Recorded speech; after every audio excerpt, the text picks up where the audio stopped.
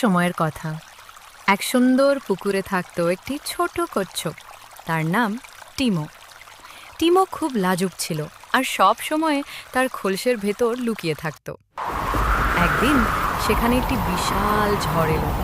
বাতাস খুব জোরে বইতে লাগলো আর পানি দ্রুত বাড়তে শুরু করলো। টিমো দেখল তার ছোট বন্ধু ব্যাঙ একটি পাথরের ওপর আটকে গেছে।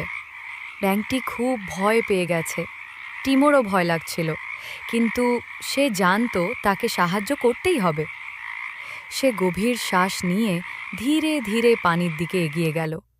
সে ব্যাঙের কাছে পৌঁছে বলল, আমার পিঠে ওঠো।